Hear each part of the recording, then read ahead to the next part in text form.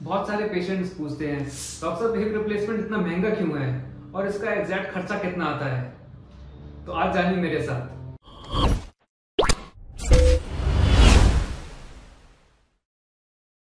Hip replacement की cost बहुत सारे फैक्टर्स पर डिपेंड करती है।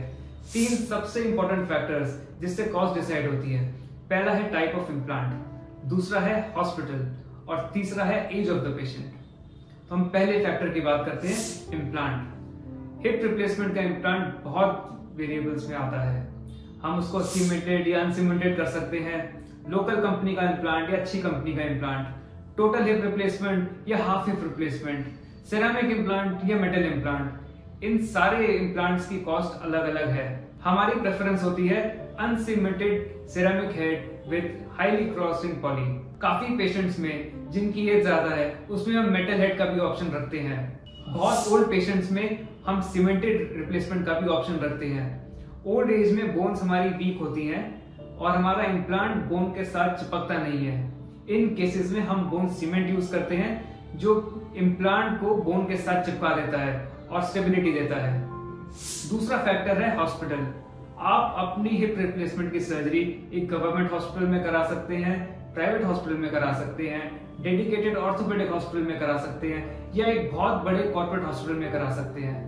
जितना बड़ा हॉस्पिटल होते जाएगा उतना खर्चा बढ़ते जाएगा।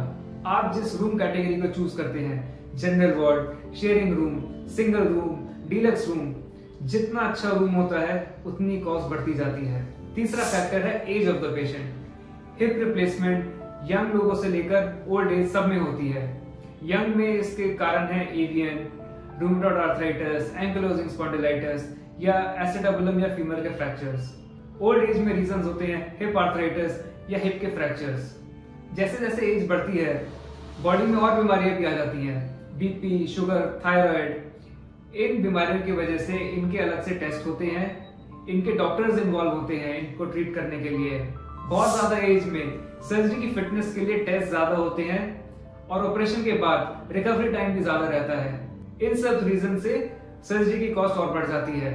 इन फैक्टर्स को समझते हुए अब हम बात करते हैं एक साइड की हिप रिप्लेसमेंट की कॉस्ट कितनी आती है। हम बात करेंगे हिप रिप्लेसमेंट के पैकेजेस एक मीडियम साइज हॉस्पिटल में। सबसे पहले uncemented hip replacement with ceramic head on highly cross linked poly.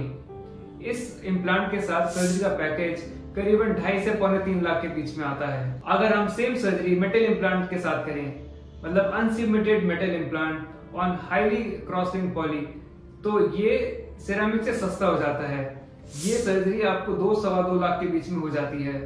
ये सस्ती इसलिए है क्योंकि इम्प्लांट की कॉस्ट कम है।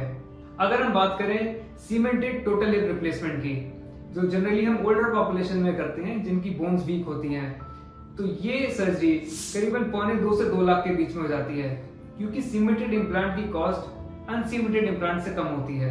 अगर हमें बहुत ही ओल्ड एज में ऑपरेशन करना पड़ता है तो हम हाफ रिप्लेसमेंट करते हैं।